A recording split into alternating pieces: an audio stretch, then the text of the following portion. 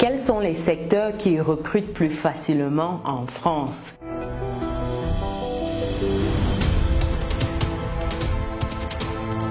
Avant que je ne rentre dans le vif du sujet, si tu me découvres dans cette vidéo, je suis Chimène Nana, je suis maman, je suis entrepreneur, investisseuse. J'accompagne des personnes qui souhaitent investir dans l'immobilier sur les marchés financiers. Et il y a également ce livre qui est disponible, Vivre et réussir en France, un livre qui prépare à l'immigration en France, une immigration sereine. Avec ce livre, vous avez les clés pour comprendre l'environnement où vous mettez les pieds. Tout ce qui est accompagnement disponible, comment vous pouvez bien gérer vos finances, comment vous pouvez investir, comment vous pouvez multiplier vos sources de revenus et progressivement atteindre votre autonomie financière. Le lien pour vous procurer le livre, je le mets dans le descriptif de cette vidéo. Et il y a également un groupe WhatsApp dédié pour tout ce qui est questions liées à l'immigration, à la régularisation. Donc n'hésitez pas, le lien est disponible dans le descriptif de cette vidéo.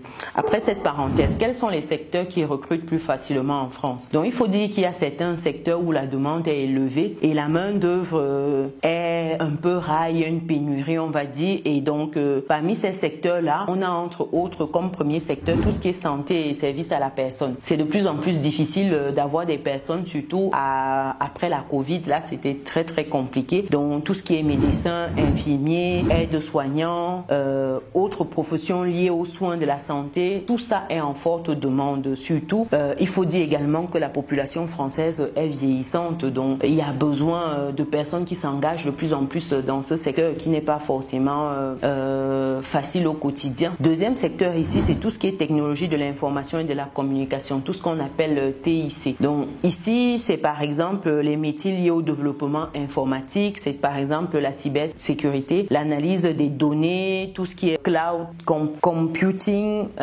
tout ce qui a trait en fait à l'informatique, à l'information, son traitement. C'est de plus en plus compliqué de trouver des personnes dans ce secteur-là. Les femmes de plus en plus rejoignent ce secteur, mais ça reste toujours insuffisant. Donc si vous êtes orienté vers tout ce qui est TIC, vous avez plus de chances d'être recruté. Troisième secteur ici, c'est tout ce qui est bâtiments et travaux publics, BTP.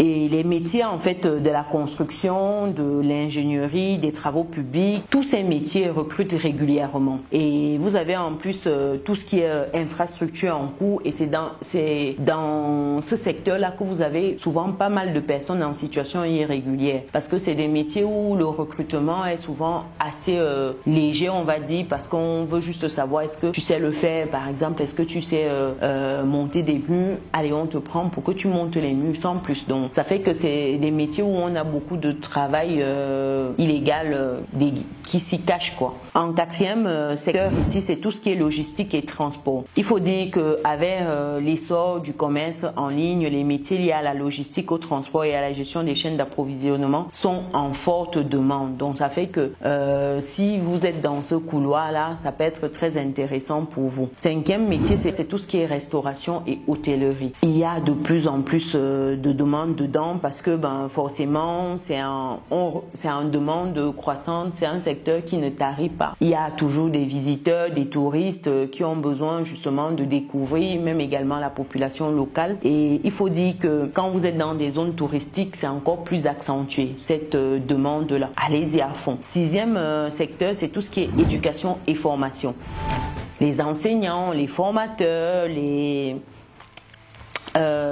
on les appelle comment? Les professionnels de l'éducation en général sont demandés, surtout que c'est des métiers en fait où ils se plaignent souvent de ne pas être reconnus à leur juste valeur. Le travail qui est effectué n'est pas bien payé, donc ça fait que souvent la demande est là, mais voilà, les gens ne se bousculent pas trop pour compenser ça, pour combler ça. Donc n'hésitez pas, si vous avez un métier par exemple qui est autour d'enseignants, formateurs, n'hésitez pas. Septième secteur ici, c'est tout ce qui est commerce et vente.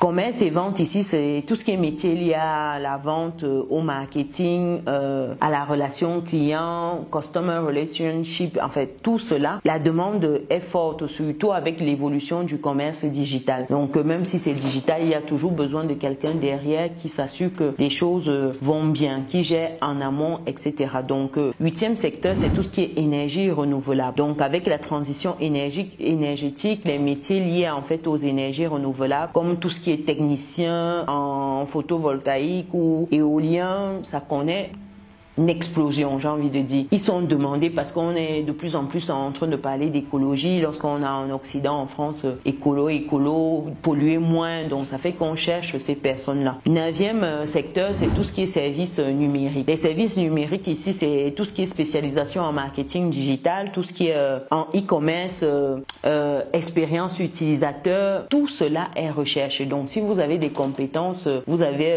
une expérience dedans, vous êtes les bienvenus. Et 10e secteur ici, c'est tout ce qui est agriculture et agroalimentaire. Donc, c'est un secteur qui est également en forte demande. Les recrutements se font très régulièrement dessus parce qu'il faut nourrir la population, bien sûr, sans compter ce qui est envoyé à l'extérieur. Donc, en conclusion, le recrutement est à fond dedans. Donc, ces secteurs peuvent varier, on va dire, selon les régions, selon les besoins, les évolutions économiques. Donc, en fonction de votre région, assurez-vous, voilà, de voir ce qui passe. Et surtout, lorsque vous êtes même en reconversion, c'est bien de savoir où il y a la demande, j'ai envie de dire, parce que se reconvertir pour aller vers des métiers où, voilà, c'est compliqué, ça sert à rien. Donc, vraiment, pensez-y en amont. Donc, voilà pour cette vidéo. Si vous êtes arrivé jusqu'ici, mettez en commentaire secteur économique. Je saurais que vous êtes arrivé jusqu'au bout. Pensez également à mettre un pouce, à partager autour de vous. Il y a des gens qui cherchent à s'orienter, qui cherchent des secteurs qui sont porteurs. Donc, avec cette vidéo, ces personnes auront la bonne information et pourront bien s'orienter. Sur ce, nous on se donne rendez-vous dans une prochaine vidéo. Ciao!